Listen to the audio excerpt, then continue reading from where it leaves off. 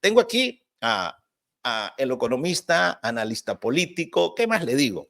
Don Enrique Sáenz, en Costa Rica, que lo hice levantarse, no, está levantado desde temprano, o sea, ya en Costa Rica son las 8, aquí son las 10, pero ya corrió, ya desayunó. Gracias, Enrique, por tomar la entrevista. Buenos días, Miguel. Se te olvidó Ujú. comentarista deportivo.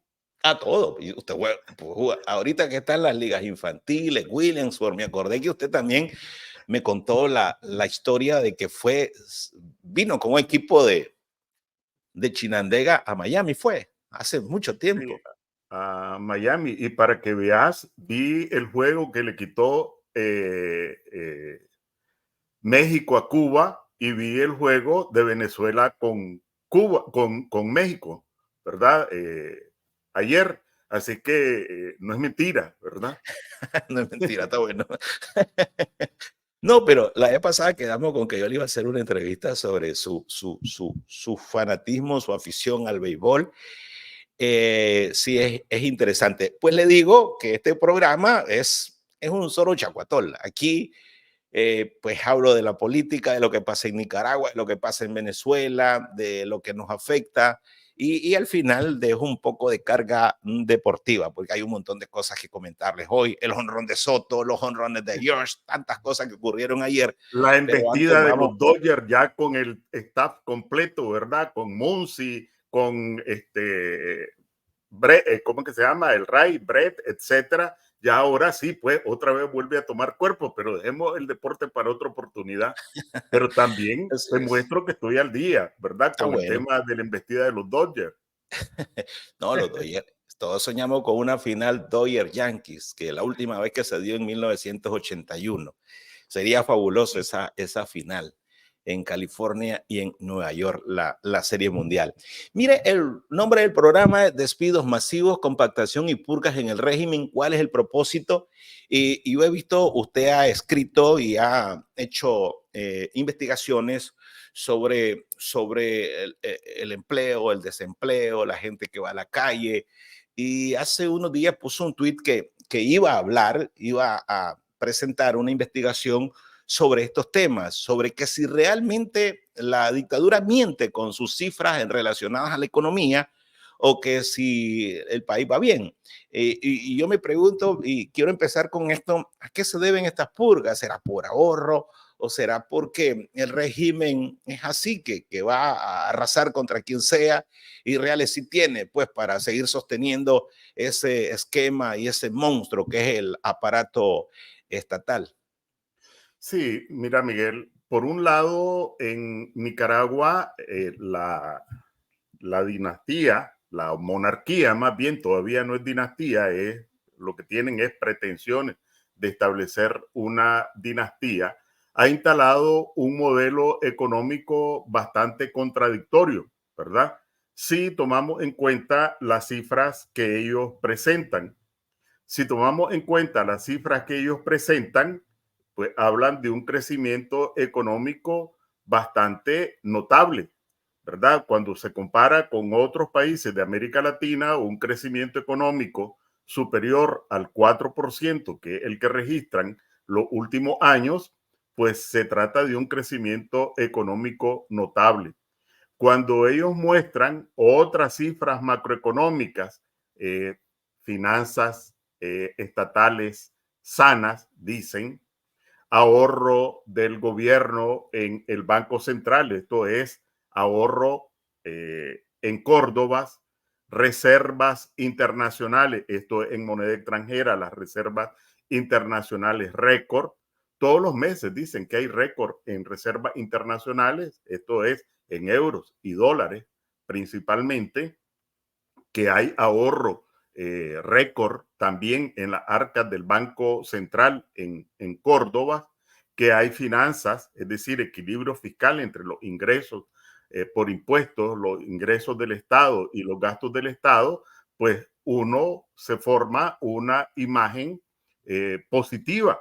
De hecho, yo he conversado con algunos representantes de la comunidad internacional que tienen acceso a estas cifras que el régimen pregona, pues, y dicen, ¿y por qué usted escribe lo contrario de lo que están en las cifras macroeconómicas? Mi respuesta es porque de acuerdo con las mismas cifras del régimen, exactamente esas son estadísticas que no tienen que ver con la vida cotidiana de la gente. ¿Qué es lo que tiene que ver con la vida cotidiana de la gente y para qué tienen sentido las estadísticas económicas y sociales? Bueno, pues que se traduzcan en frijoles, arroz, queso en las mesas, que se traduzcan en empleo, que se traduzcan en mejores salarios. Sin embargo, y no es que ya voy a entrar a tu pregunta, pero solo estoy situando un poco el contexto. Sin embargo, esta es una economía que supuestamente crece, pero que no genera empleo, sino que ni crece el empleo fijo, el empleo en la economía formal, ni disminuye el subempleo, que es un empleo absolutamente precario, ni mejoran los salarios, ni el poder adquisitivo de los salarios, que es cuánto compras con el salario que percibís, ni mejoran las cifras de bienestar social de la población. Entonces, es en este marco de estadísticas macroeconómicas aparentemente positivas, pero de realidades económicas y sociales de deterioro para la población, y esto incluye principalmente también, además de los trabajadores, a microempresarios, a pequeños empresarios y a medianos empresarios. Entonces, hay un contexto de deterioro social para la población y en este marco se inscribe esta otra embestida, porque así como hay una embestida represiva, así como hay una embestida en contra incluso de círculos de allegados al régimen, así como hay una embestida en contra de organizaciones no gubernamentales, principalmente ahora organizaciones no gubernamentales de inspiración evangélica, también se está produciendo esta embestida contra los trabajadores del Estado, que no empezó hoy, hoy está agarrando, por así decirlo, auge, sino que venían preparándola desde hace algunos meses. Yo no sé si vos te acordás, Miguel, cuando aprobaron una reforma para cancelar, anular la indemnización para el trabajador del Estado que se fuera y reducir drásticamente las indemnizaciones por antigüedad, que eran derechos adquiridos, a los que fueran despedidos, ¿verdad? Ya desde entonces venían preparando esta embestida. ¿Qué repercusión tiene? En primer lugar, obviamente tiene una repercusión en los trabajadores del Estado, ¿verdad? No solo una repercusión en que te despidan, sino en la zozobra que provoca el temor de que te despidan. ¿Por qué? No solo por lo que significa quedarte sin trabajo, sino que no hay oportunidades de trabajo. Volvé a ver a las zonas francas y allí el empleo viene decreciendo. Volvés a ver al sector privado y allí no se está generando empleo. Y si te corren del Estado, la única alternativa que tenés es buscar para dónde irte. Entonces, además de los despedidos, la zozobra, estar esperando qué es lo que va a pasar mañana. Pero además de esta repercusión en los trabajadores del Estado, la compactación, como se le ha llamado en otros tiempos y como se le llama ahora de nuevo, también están las repercusiones en los servicios sociales, en las prestaciones sociales que el Estado está obligado a dar, ¿verdad? Educación, salud, medicina, atenciones médicas, etcétera, porque una parte va dirigido al empleo y a los salarios de los trabajadores del Estado, pero otra parte va dirigida a la reducción de lo que se llama gasto público, que es el gasto que el gobierno incorpora en el presupuesto. Reparación de caminos, como decía antes, educación, salud, que ellos mismos han declarado que va a ser reducido en una situación de deterioro económico y social para millones de personas, pues esto significativamente va a impactar en el conjunto de la sociedad nicaragüense. Escuchaba tu comentario a propósito de la situación de Venezuela, de la cual podemos extraer muchas lecciones. Ya estaba extrayendo vos algunas, porque yo igualmente escuché a María Corina aquí, lo recibimos con los brazos abiertos. Es de sentido común político hacer un llamado a esos trabajadores del Estado. No todos son esbirros. Yo diría que la minoría son esbirros.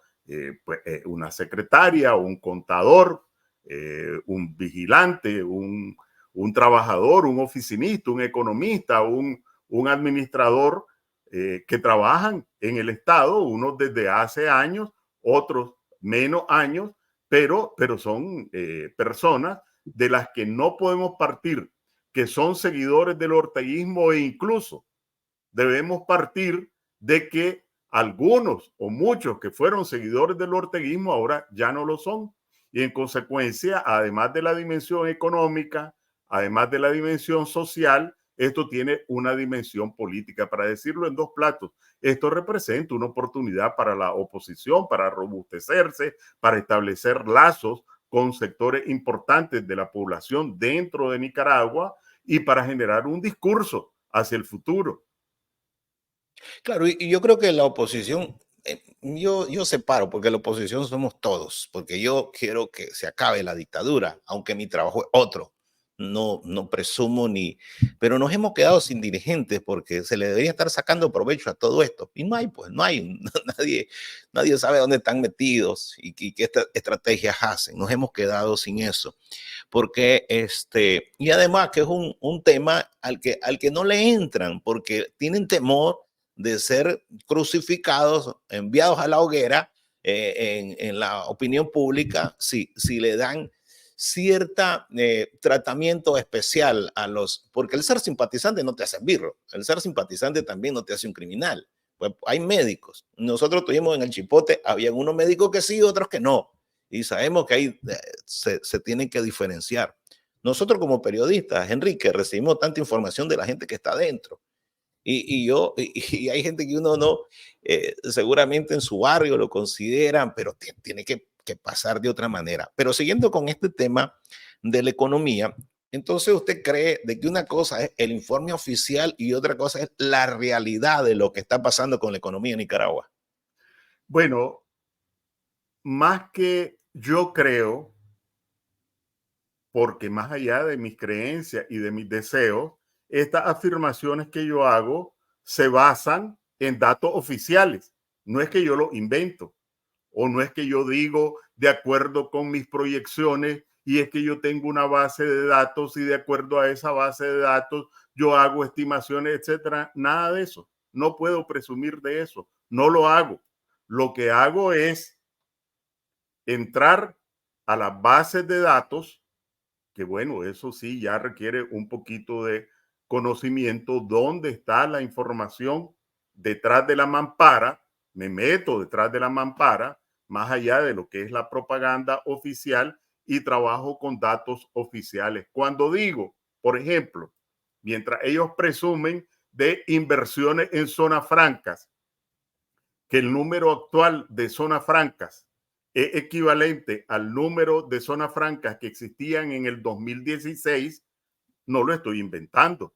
Han cerrado una cantidad de zonas francas mientras ellos pregonan voluminosas inversiones extranjeras. Cuando digo que han perdido el empleo más de 10,000 trabajadores de las zonas francas, pues no es que lo estoy inventando, sino de que son los datos oficiales del Banco Central. Cuando digo que no se ha generado empleo formal, pues me refiero a el informe de empleo que todos los meses publica el INIDE. Entonces, no son creencias, no son suposiciones. Incluso hay quien me dice, pero ¿por qué vos trabajás con los datos oficiales del gobierno si no tienen credibilidad? Mi respuesta es, no importa, pueden estar adulterados, pero son lo suficientemente elocuentes para mostrar la realidad. Lo último que podés pensar es si esto es de acuerdo con los datos oficiales, cómo estará en realidad la gente.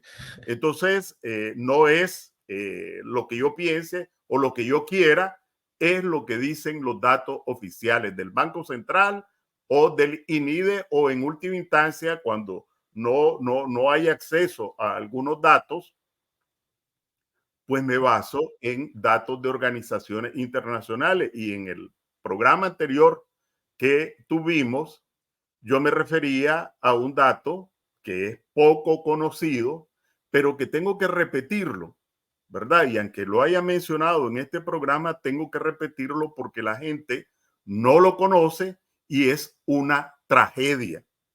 Es una tragedia, aunque no lo parezca, que es en materia educativa. Mientras ellos, los paniaguados de la dictadura, pregonan, ¿verdad?, que la educación, etcétera, UNESCO, que es una organización de Naciones Unidas, realiza periódicamente una evaluación del estado de la educación en América Latina, con determinados parámetros, con pruebas, con indicadores, etcétera. Pues yo no sé cómo lograron que el gobierno permitiera hacer pruebas a nuestra niñez de cuarto y sexto grado en 3 materias o en 3 áreas: matemáticas, lectura y ciencias.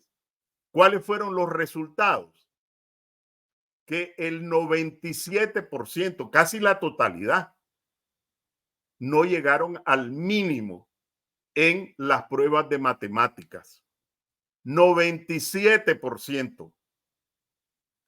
95% no llegaron al mínimo en las pruebas de ciencias y el 87% no llegó al mínimo en las pruebas de lectura.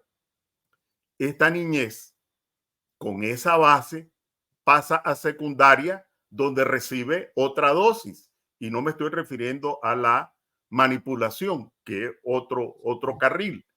Me estoy refiriendo a la calidad, a los contenidos de la educación. ¿Qué es lo que llega a las universidades? Entonces, esta niñez, y esto viene reproduciéndose de ola en ola, está condenada a la pobreza, a la mediocridad, no por su responsabilidad, ¿verdad?, sino que por la irresponsabilidad de la dictadura. Pero además condena al país en su conjunto, porque ¿qué ingeniero va a tener? ¿Qué maestro va a tener? ¿Qué médico va a tener?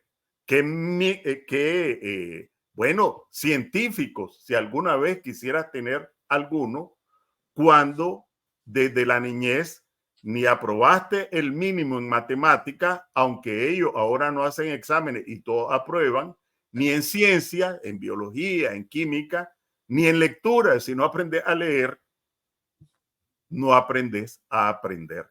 Entonces, esa es la realidad que muestran cifras oficiales detrás de la mampara, y por eso hay que descobijar este tipo de datos más allá de la propaganda embustera de la dictadura. Y como vos decís, la otra parte de la historia es que estos temas que tienen que ver con la vida de la gente no están ni en la boca y aparentemente ni en la mente de dirigentes políticos o de organizaciones sociales, porque yo decía, bueno, hay como 120,000 trabajadoras y trabajadores que todavía tienen la suerte de conservar el empleo en las zonas francas.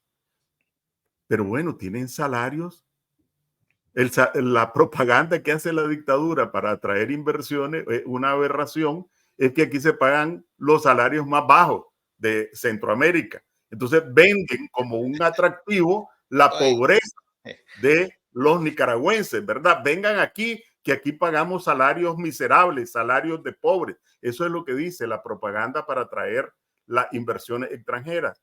Entonces, si yo soy una trabajadora de la zona franca que tengo que mecatearme, tengo 2 chavalos, pues, porque pues, el marido y ahí,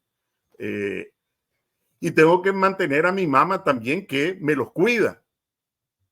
Entonces, y estoy siempre con la zozobra de que van a reducir personal, pero nadie menciona mi problema y que si llega al gobierno va a ocuparte de mi problema, pues. Y vos podés decir, con un gobierno democrático, con una transparencia en la gestión pública, con eficiencia en la gestión pública, nosotros vamos a generar un ambiente propicio para las inversiones extranjeras que genere empleo, que garantice estabilidad.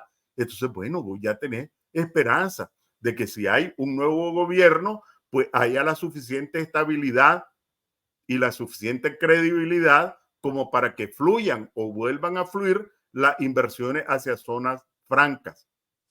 Hay más de 300,000 pensionados que son castigados mes a mes. El año pasado se les ajustó 1%. Este año no se les va a ajustar nada a las pensiones. ¿Por qué no levantar la bandera de los pensionados? No pueden ellos internamente, pero en tu discurso vos puedes decir que tienen derecho a una pensión digna, para eso trabajaron 30, 40 años, y levantar la bandera de los intereses de los pensionados. Pero, ¿cuál es la preocupación de un pensionado? Está a la media cuadra de su casa, en la pulpería. Y allí ya va sumando 450,000 zonas francas y pensionados más la familia, ¿verdad? Pero bueno, los trabajadores del Estado, en el sector público en general, no solo en el gobierno, más de 150,000. Y allí va sumando ya 600,000 más la familia. Pero vos no les decís nada. Entonces, ¿qué esperanzas para la población estás despertando? ¿Qué conexión con la población estás despertando? Pero vos tenés también miles de microempresarios, pequeños empresarios, medianos empresarios, que todos los días se las vende a palito con la tarifa eléctrica, con las tasas de interés, con el precio del combustible, con el acoso de la dirección de ingresos, con el acoso de la alcaldía, con los problemas en la aduana, pero tampoco para los empresarios.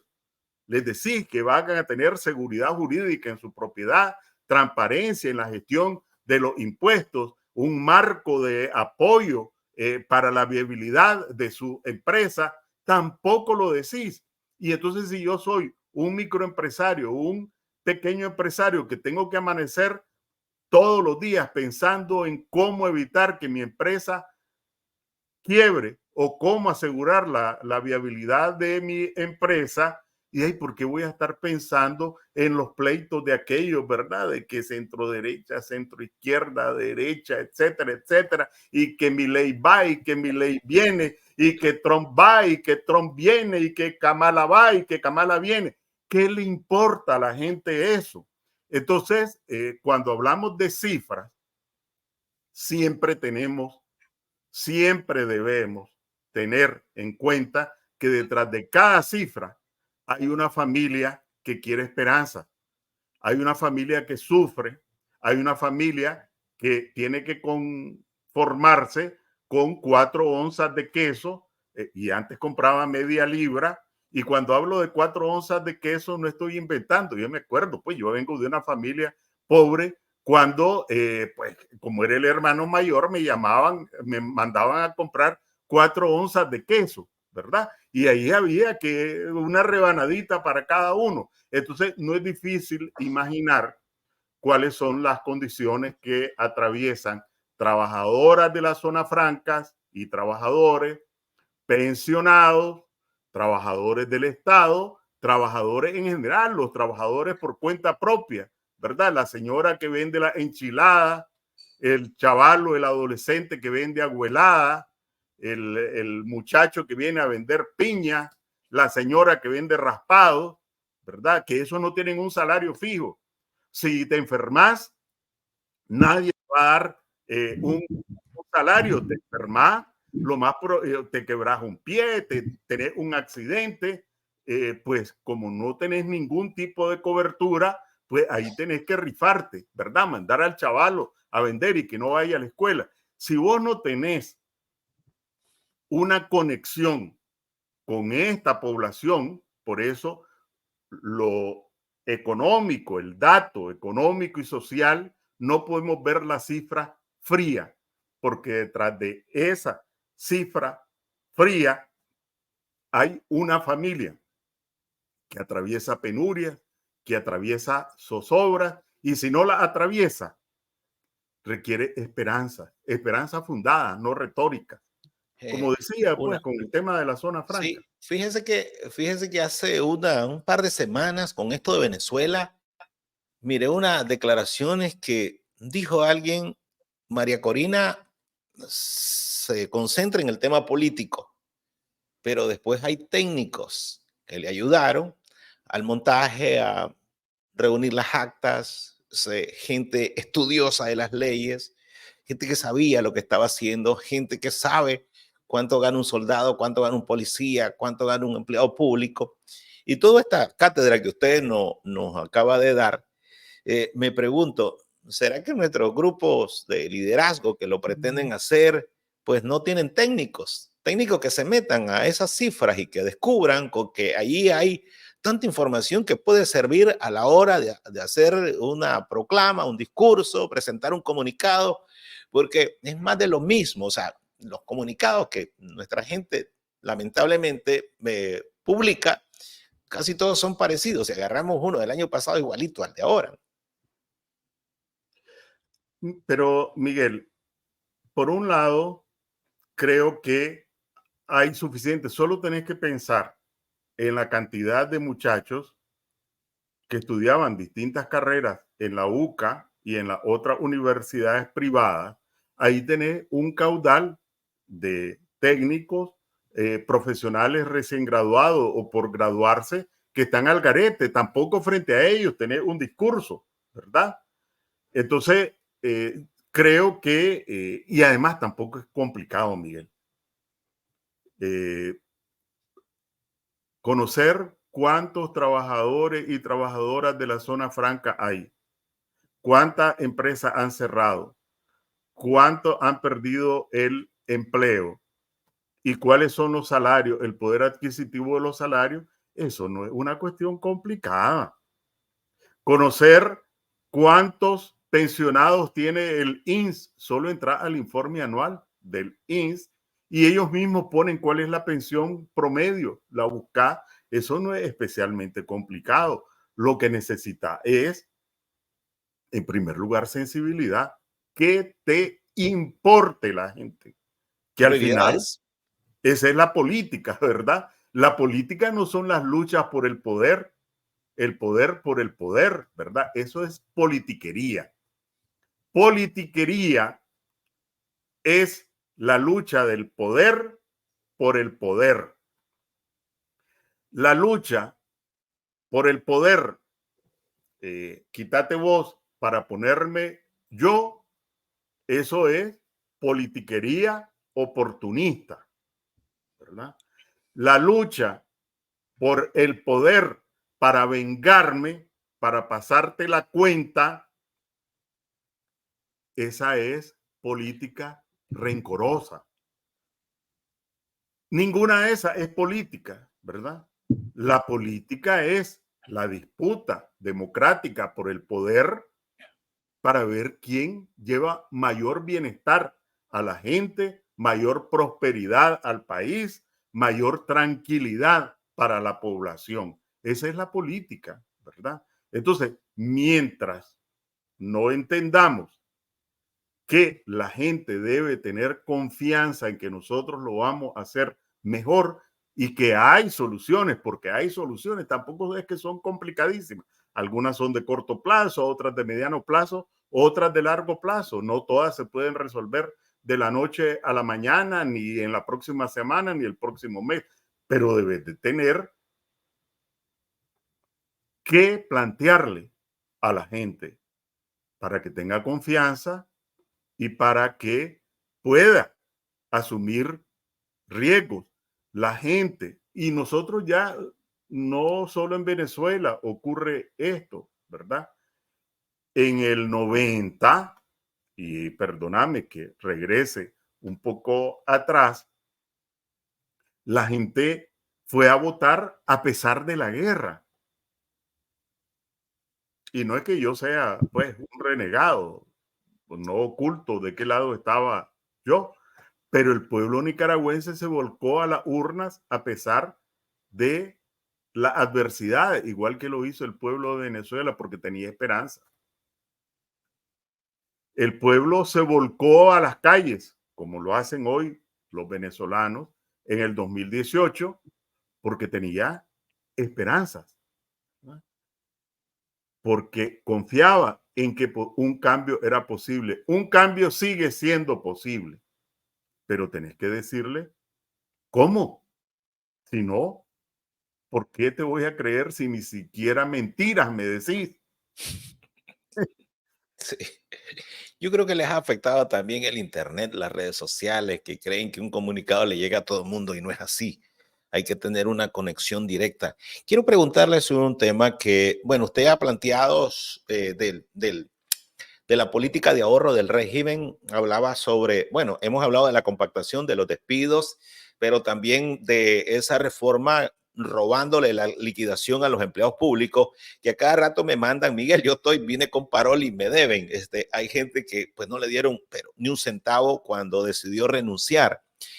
El asunto de la deuda externa, en Confidencial hicieron un artículo recientemente que dice de que la deuda externa absorbe 610 millones de dólares.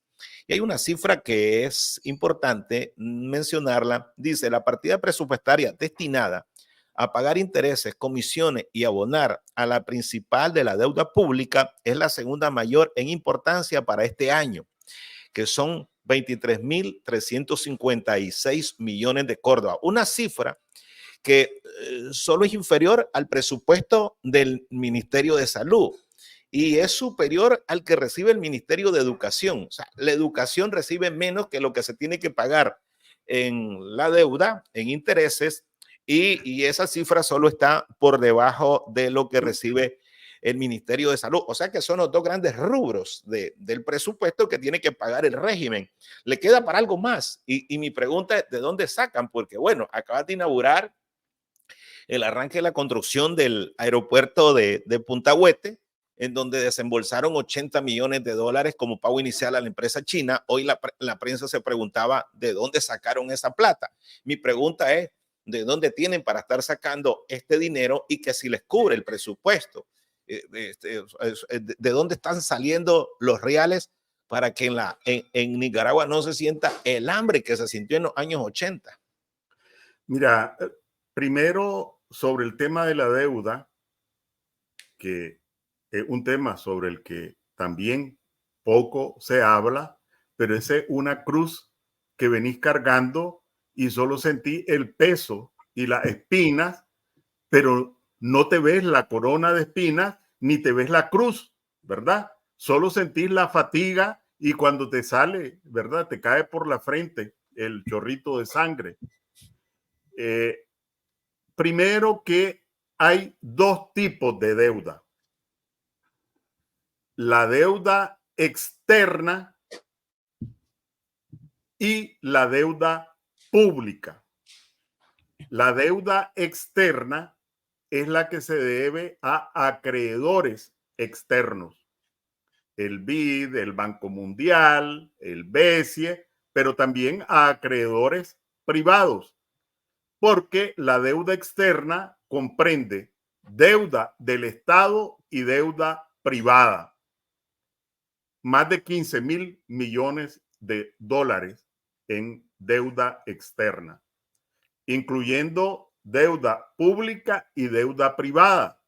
Pero una parte de esa deuda privada es la deuda que se tiene con Venezuela. Entonces, y esto no les gustó porque se armó una sopilotera ahí, porque yo publiqué que de acuerdo con los datos oficiales, los salarios reales de los trabajadores en el último año del gobierno de Bolaños era 20% más alto que en el gobierno o en la dictadura o en la monarquía de Ortega. 20% más alto. Pues bien, igual con la deuda, ¿verdad? Bolaños heredó una deuda de 3.400 millones de dólares más o menos, y ahora está en más de 15.000. Pero bueno, esa es la deuda externa. La mayor parte de la deuda externa es deuda del Estado. La otra es la deuda pública, que es la deuda propiamente del Estado. Y la deuda del Estado, a su vez, está dividida en dos. La deuda que tiene el Estado con acreedores externos y la deuda con acreedores internos. Esa deuda está compuesta del capital que tenés que abonar, como toda deuda, y los intereses que tenés que pagar. Entonces, en el 2023, efectivamente, el servicio, así le llaman, de la deuda del Estado fueron 600 millones de dólares. Esto, ¿de dónde sale?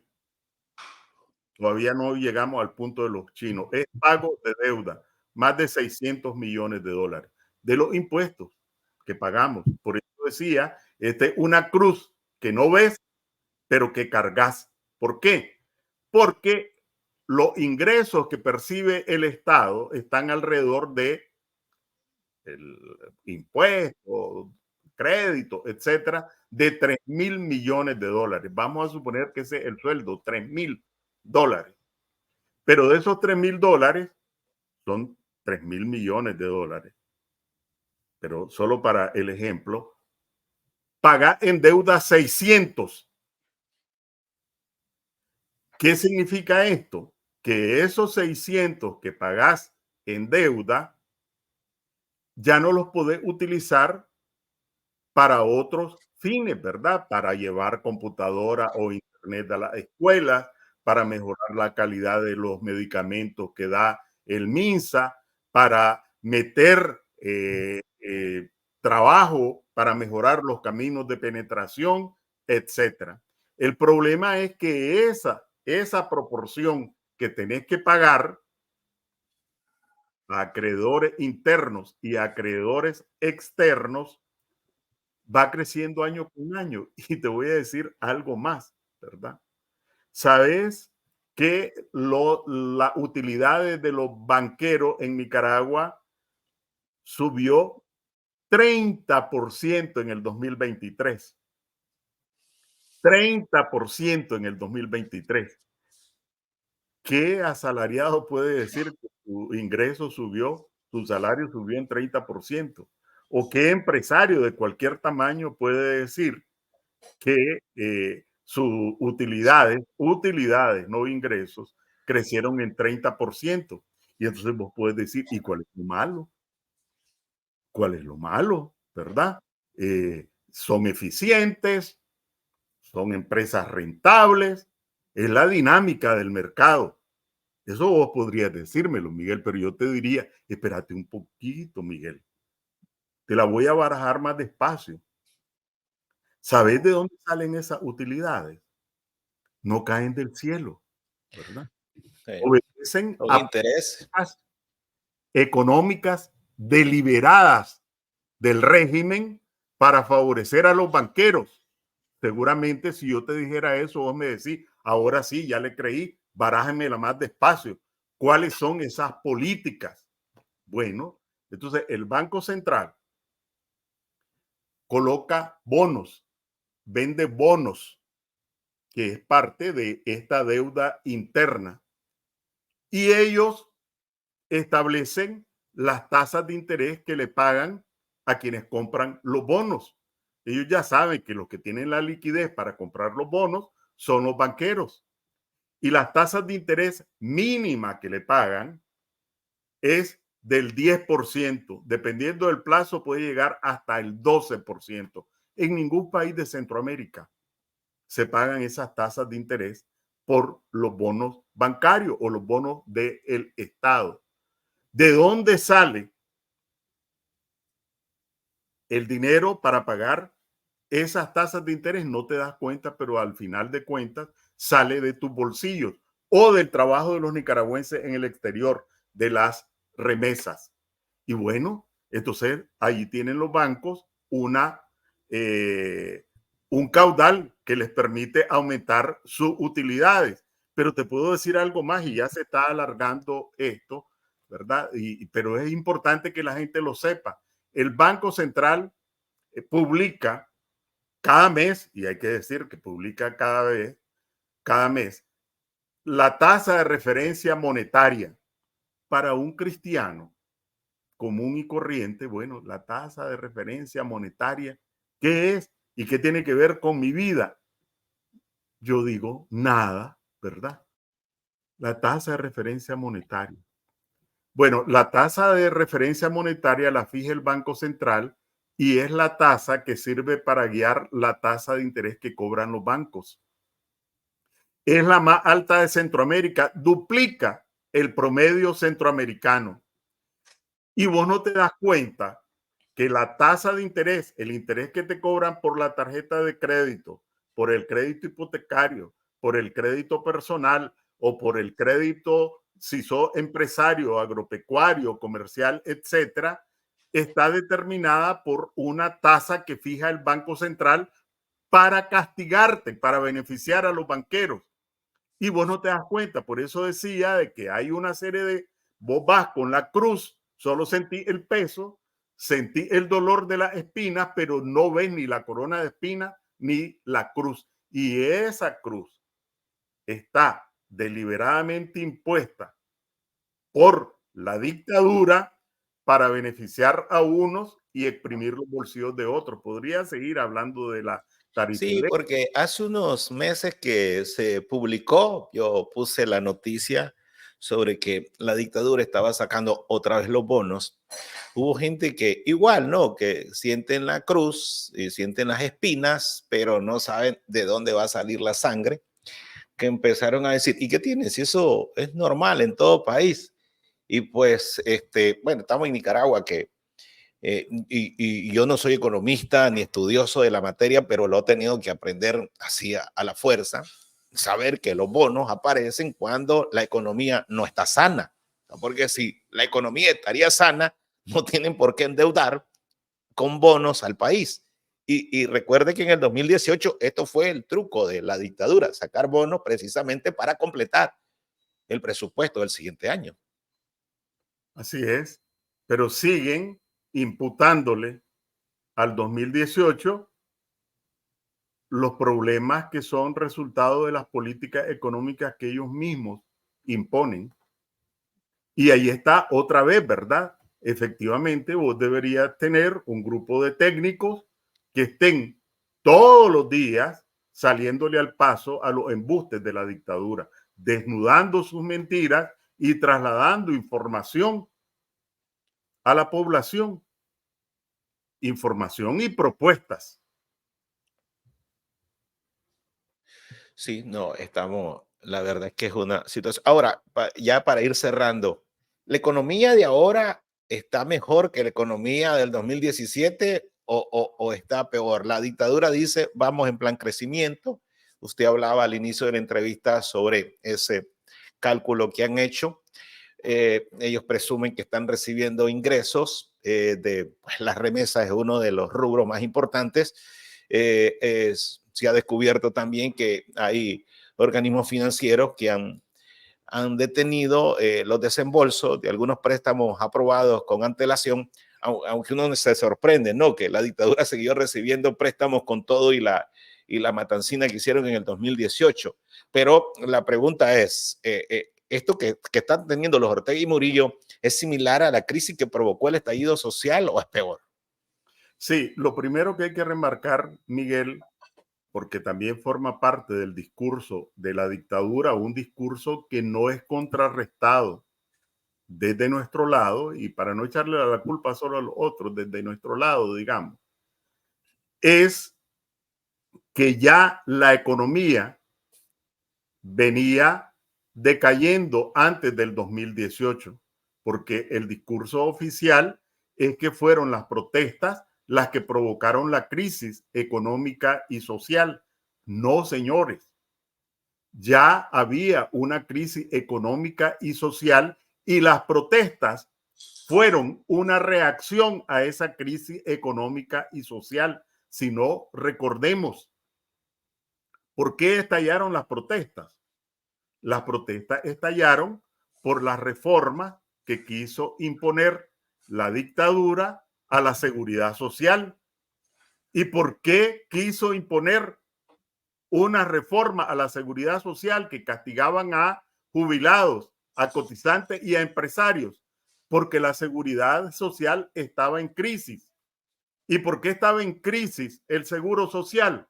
Porque la economía no generaba los suficientes empleos como para nutrir los ingresos del INS, y el número de afiliados del INS desde el 2017 venía para abajo como un síntoma de la enfermedad económica y social. Entonces, el estallido, recordemos, fue cuando empezaron a protestar los jubilados, reprimieron, estaban cerca de las universidades, prendió la mecha con los jóvenes universitarios y después ardió el país. Fue el resultado de la crisis en la que ya venía cayendo la economía. Por supuesto, las protestas y los paros, etcétera, repercutieron, pero sobre una crisis que ya estaba. Entonces vos me decís, ¿qué ha ocurrido? ¿Cómo podemos comparar? Ya te decía un dato. Y vuelvo otra vez, tenés que quitar y pasarte detrás de la mampara para ver qué hay detrás de la cifra. Bueno, y esta va más allá. Los salarios reales, cuánto compras con tu salario. En el gobierno de Bolaño, en el último año eran 20% mayores que en el gobierno actual. Mejoró la condición de los asalariados en todo este tiempo, y hablo del 2017 todavía para atrás. No, si lo que compro con mi salario es menos que hace unos años, ¿por qué me vas a decir que ha mejorado mi condición? Esa es un dato para ver si ha mejorado o no la condición.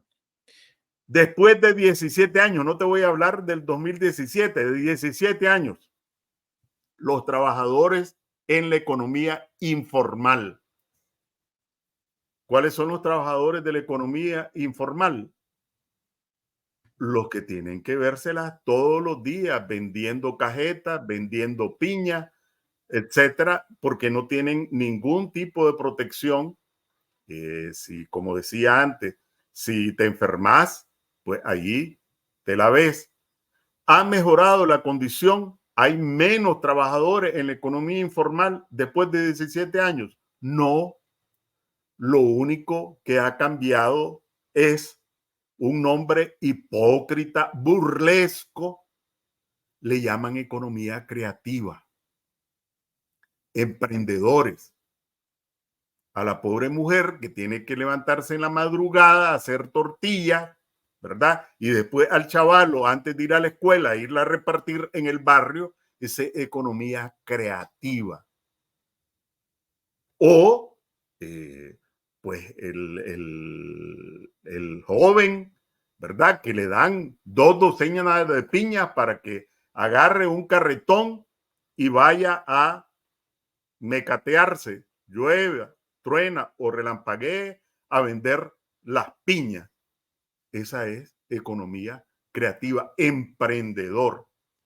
¿Ha mejorado la condición de esta población? No, no ha mejorado. Entre el 75 y el 80% de quien tiene una ocupación está en la economía informal.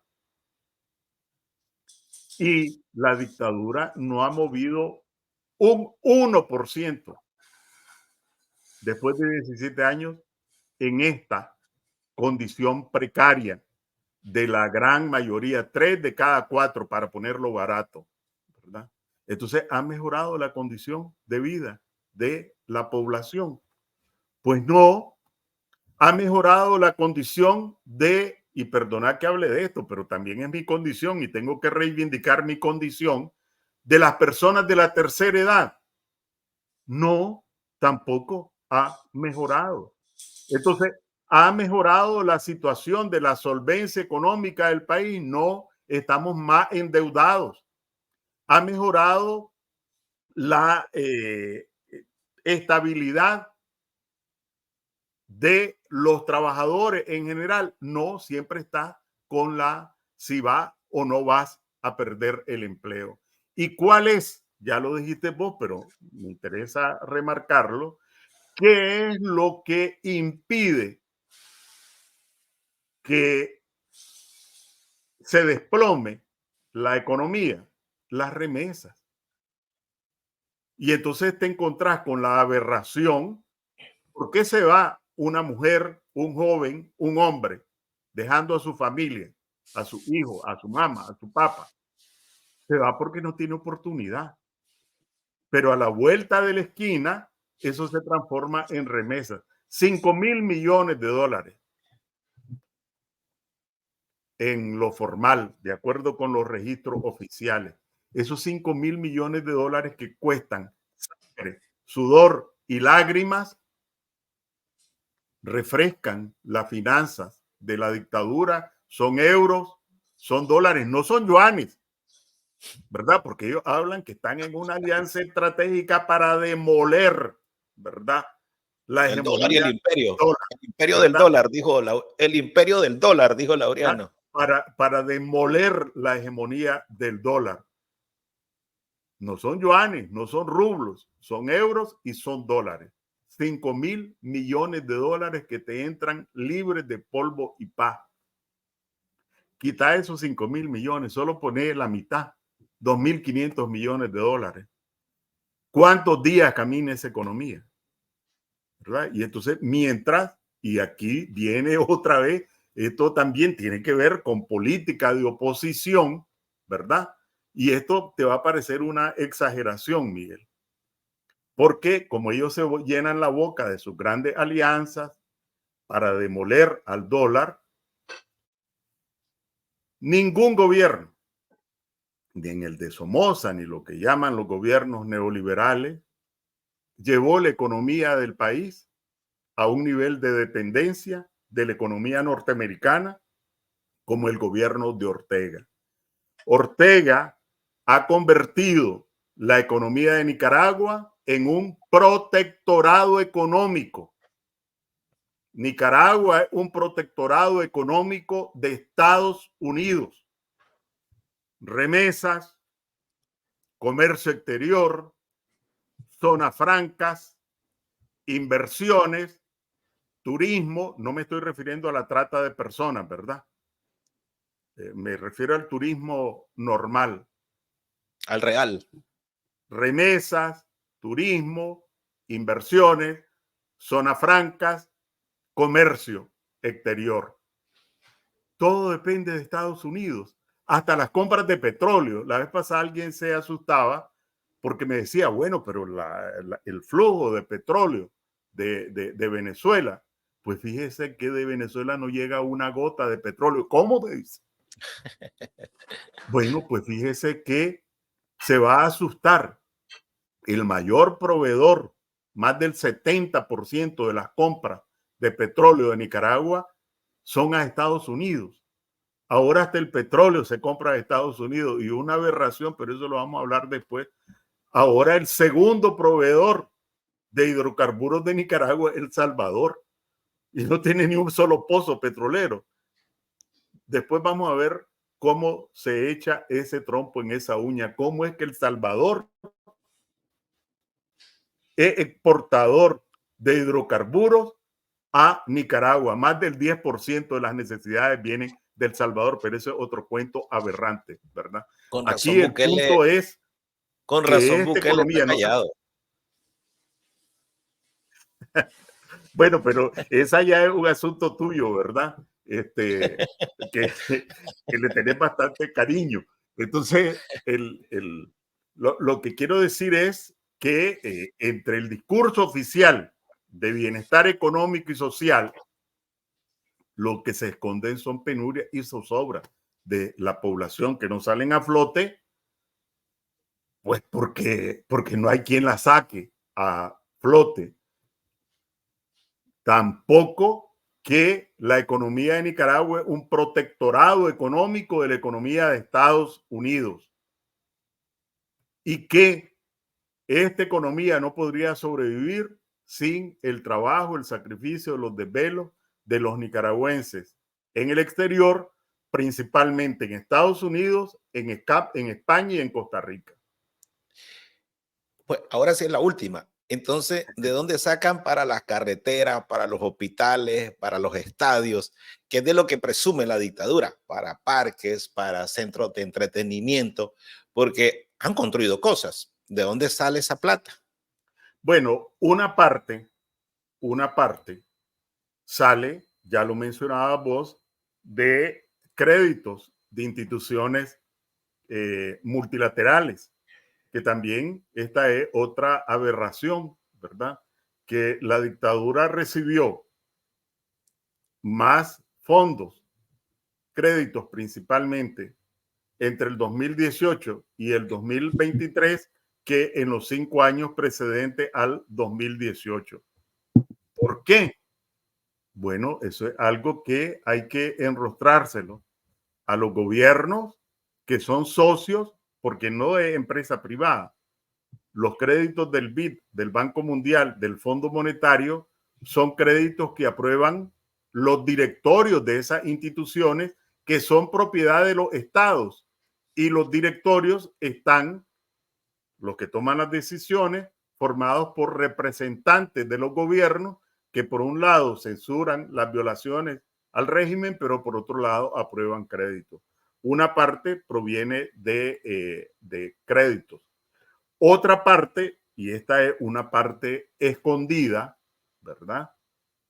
Y es que no olvidemos que la mafia en el poder es un grupo económico potente que disponen de una gran liquidez porque exprimen los bolsillos con las tarifas eléctricas, un negocio en el que están, exprimen los bolsillos con las tasas de interés y no tuvieran los bancos esos niveles de utilidad si ellos no estuvieran metidos al principio, en medio o al final, exprimen los bolsillos con los combustibles, están metidos en el rentable negocio del oro y eso les permite acumular día a día, mes a mes, una cuantiosa fortuna líquida.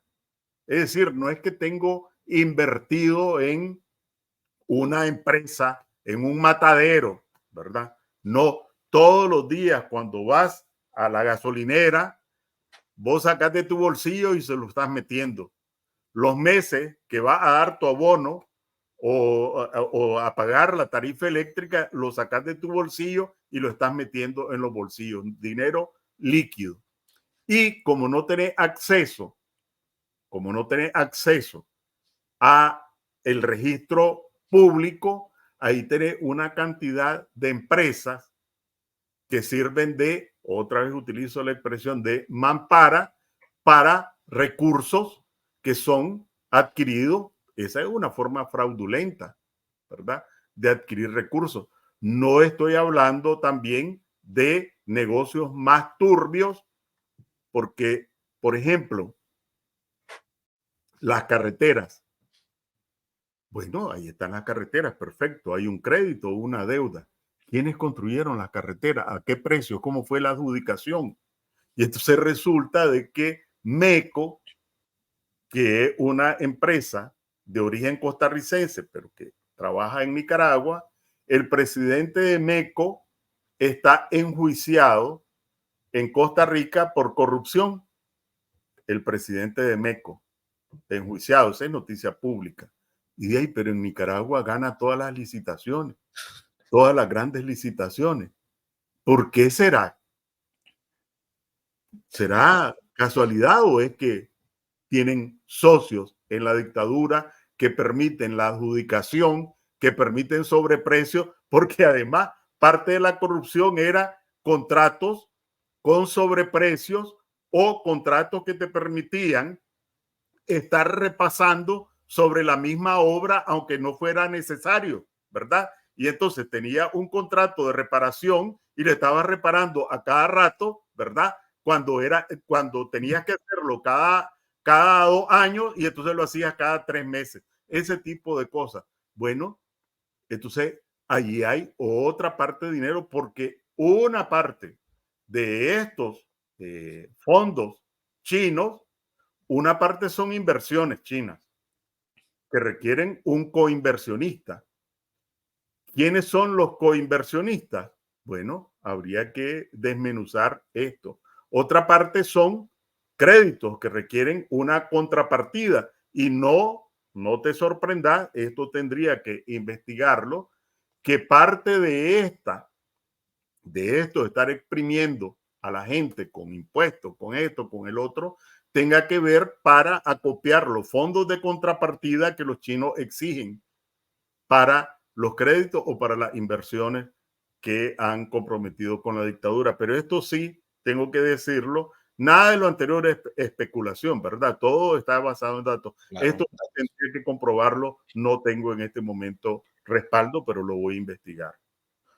Sí, bueno, pues me gusta invitarlo a hablar con usted, pero me deja así como apocalíptico. Sí, pero hay esperanza, Miguel. Sí, Pregúntame la no, próxima, ¿qué propuesta? Bueno, usted ya nos dijo los problemas, ¿verdad? hablemos Ahora de dígame soluciones. 3 soluciones. ¿Cómo Tres hacer? soluciones, dígame. Te voy a decir 5. Ok, Pregúntame 3, sí. eso lo dejamos para el próximo jueves. Bueno, sí, ciertamente. Pues quiero comentarle a usted que le encanta el béisbol con esto de las reparaciones sobre reparaciones, que en noviembre del año pasado inauguraron un estadio en Masaya, que según la propaganda costó 20 millones de dólares. Un estadio de primer nivel, bonito, Roberto Clemente. Ya le quitaron las torres, toda la iluminación, no se están haciendo partidos de noche porque parece de que se fueron a comprar a la pulpería de la esquina los cables, las luces y solo sirvieron por un par de semanas. 20 millones, 20 millones. ¿Cuál es el precio real? Habrá que valorar en su momento cuál es el precio real de un hospital, de una carretera, de un estadio, de todas estas instalaciones que hace la dictadura, Seguramente las con el fin lámparas de que eran les dé una chinas. buena tajada. Seguramente las luces del estadio eran chinas. Sí. Me Ya acuerdo que se cuando sabe salió qué el calidad COVID, tienen. dice, cuando salió el COVID, decía, Made in China, o sea, tiene poca duración. Solo el COVID es que fue de larga duración. Le agradezco, Enrique, por esa, ahí voy a poner ahorita en lo que terminemos con su entrevista, lo que le dijo María Corina Machado, la valiente, heroica, tremenda líder opositora de Venezuela, a los empleados públicos.